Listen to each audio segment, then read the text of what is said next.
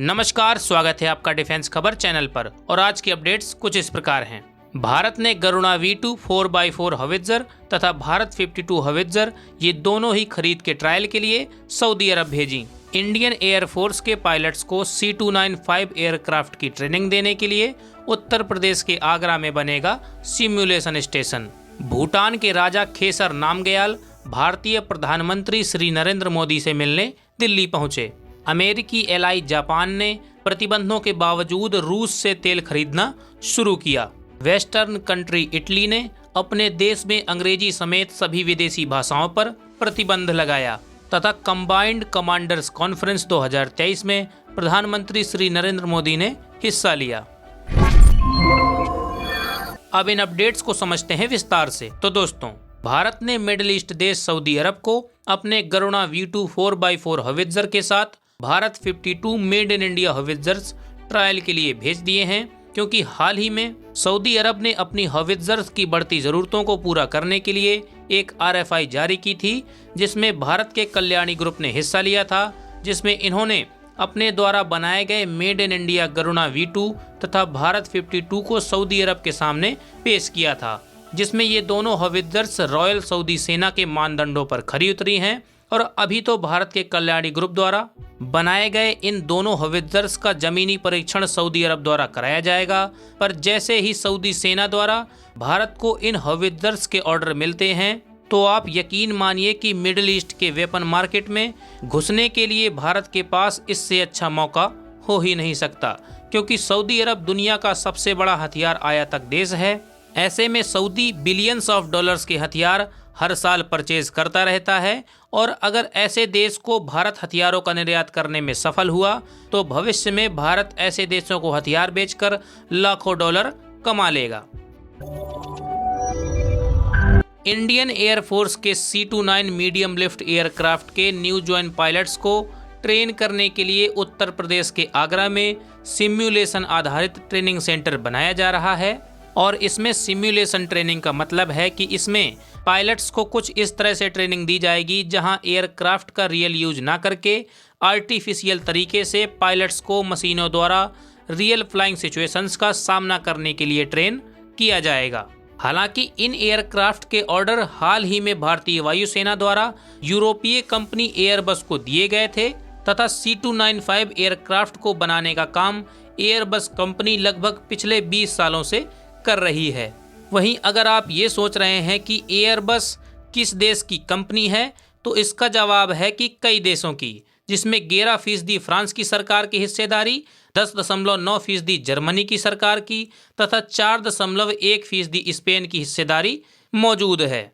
और रही बात C295 एयरक्राफ्ट के स्पेसिफिकेशंस की, तो ये एयरक्राफ्ट मीडियम लिफ्ट जहाज है जो कि लगभग 10 टन तक के वजन को लेकर उड़ सकता है। हालांकि भारतीय वायुसेना के पास पहले से ही इससे कई गुना ताकतवर C-17 globe master heavy lift aircraft मौजूद है, जो कि करीबन 200 टन का वजन लेकर उड़ने में सक्षम है। पर हर छोटे बड़े ऑपरेशंस के लिए अलग अलग हथियारों की जरूरत पड़ती है, इसलिए भारतीय वायुसेना छोटे ऑपरेशंस को अंजाम देने के लिए C295 एयरक्राफ्ट खरीद रही है।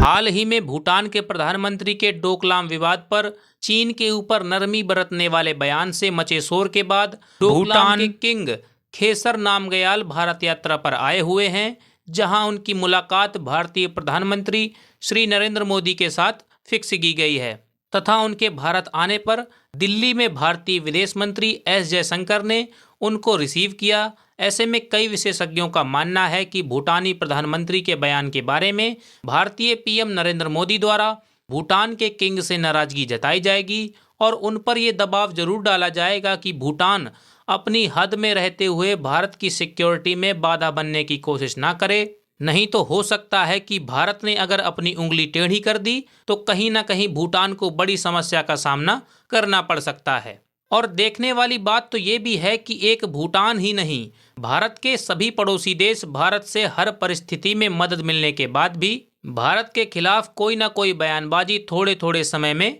करते ही रहते हैं। फिर चाहे वो भारत की मदद से वजूद में आया बांग्लादेश हो या दिवालिया होने से बचने वाला श्रीलंका हो, चाहे वो नेपाल हो, इसलिए भारत को बीच बीच में इन देशों की नसें टाइट करनी पड़ती हैं।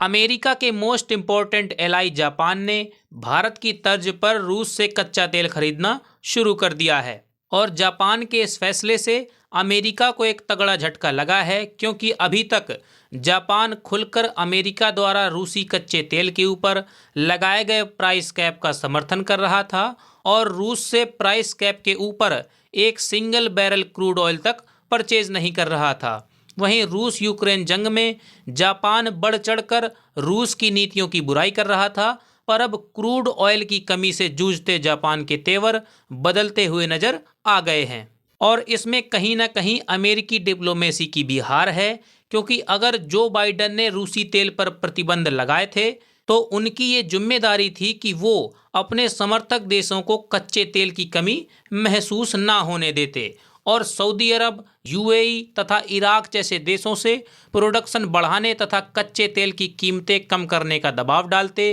ताकि ग्लोबल चैन सप्लाई में रूस का तेल ना होने से भी दुनिया में कच्चे तेल की कमी ना होती। पर अमेरिका ऐसा करने में नाकाम रहा, इसलिए मजबूरी में जापान को रूस से तेल खरीदना पड़ गया।